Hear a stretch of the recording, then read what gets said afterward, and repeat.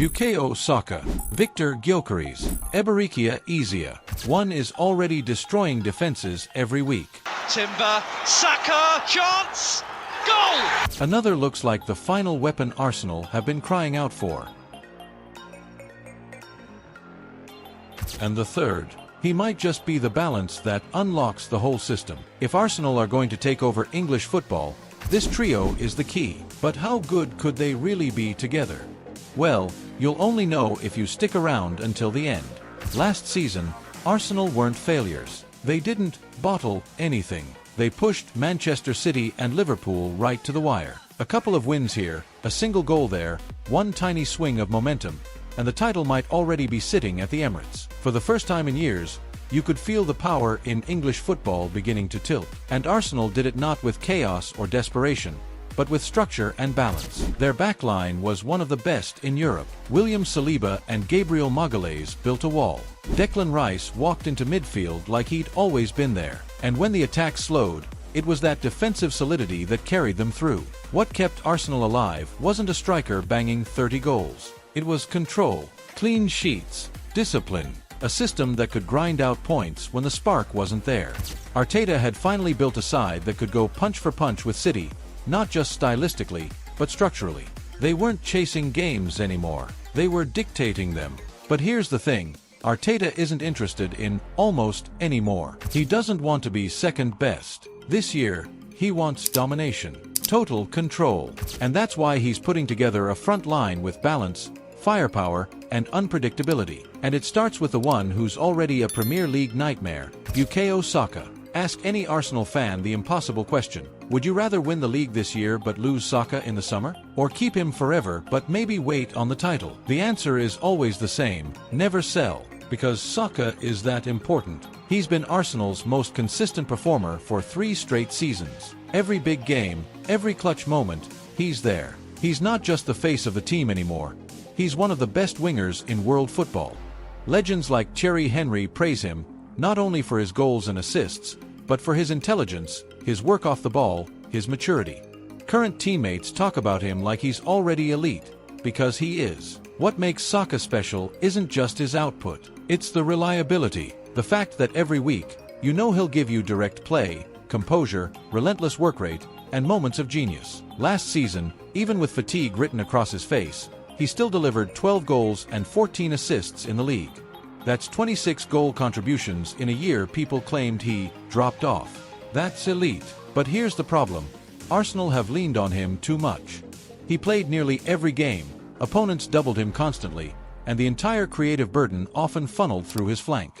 It worked, but it was predictable, and it left Saka exhausted. This is where balance becomes vital. The left-hand side hasn't provided the same consistent threat. Martinelli flashes brilliance, Trossard delivers moments, but neither have matched Saka's level.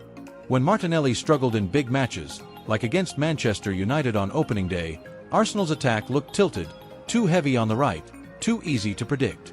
That's where Eberechi Eze comes in. Eze changes everything. He's the type of player who isolates defenders, beats his man, and creates chaos from nothing. He drifts, he roams, he dribbles off the cuff. Arsenal sometimes look too structured in attack, every pass rehearsed, every run pre-planned. Eze brings spontaneity. He fixes the imbalance. Suddenly, the left side becomes just as terrifying as the right. Defenses can't overload Saka anymore because Eze demands attention too. And when Saka finally gets consistent 1v1 situations again, he's unstoppable. That's the key. Look around Europe's elite clubs. Madrid have Vinicius and Rodrigo. City share their threat across the front line. Arsenal haven't had that balance, until now. With Eze joining Saka, the wings stretch teams to breaking point. Add in rotation options like Noni Madueke or Trossard, and suddenly Saka isn't dragging Arsenal forward alone anymore. He can rest, recover, and still deliver at peak form. But to truly take the pressure off, Arsenal also needed a striker. Not just a finisher, but someone who could stretch defenses, press relentlessly, and occupy center-backs so Saka and Eze could thrive. That's where Viktor Gyökeres enters the picture.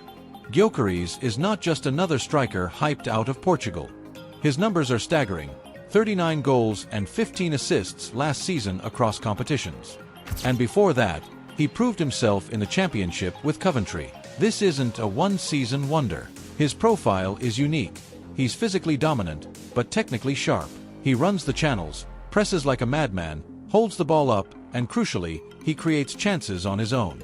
Arsenal haven't had that in years. Compare him to Gabriel Jesus. Jesus brings work rate, intelligence, and link play, but he's not a killer in front of goal. Havertz adapted well late in the season, but he doesn't terrify defenders. Gyökeres does. He stretches back lines, pins defenders, and opens lanes for teammates. And when defenders are busy with him, Saka and Eze get space. That's the entire design. Yes, there's always doubt with strikers from Portugal. Darwin Núñez, João Felix, Jackson Martinez, all arrived with huge numbers but struggled in England. But Gyökeres looks different. His game isn't reliant on open space or defensive mistakes. He creates under pressure, links with teammates, and thrives in tight areas. That translates. And in Arteta's system, his versatility, running in behind, holding up play, combining in short triangles, fits perfectly. What makes this trio special isn't just their individual quality, it's the synergy. Saka thrives when he's one-on-one. Eze provides unpredictability and stretches defenses on the opposite flank. Gyökeres pins defenders, presses high, and creates space for both. Each of them takes pressure off the others. Suddenly, Arsenal's attack isn't tilted to one side or dependent on one star. It's balanced, it's fluid, it's dangerous everywhere. Think about it.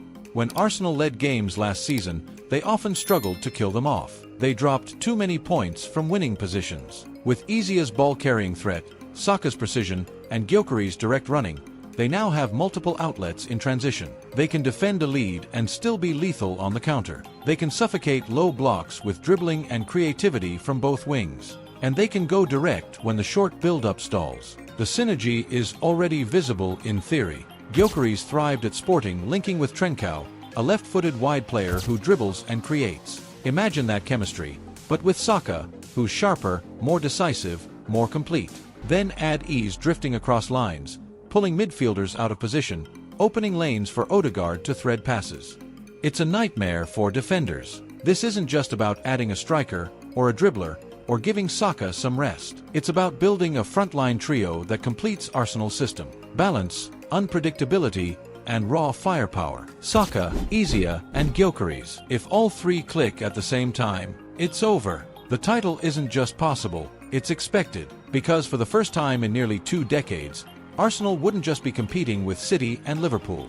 They'd be dictating the terms. So the question is, can this trio, Saka, Eze, and Gyökeres, finally deliver Arsenal the Premier League? Let me know in the comments. And if you enjoyed this breakdown, make sure to hit that like button, subscribe, and turn on notifications so you don't miss any updates here on Football Central, your home for tactical analysis, transfer breakdowns, and everything Premier League.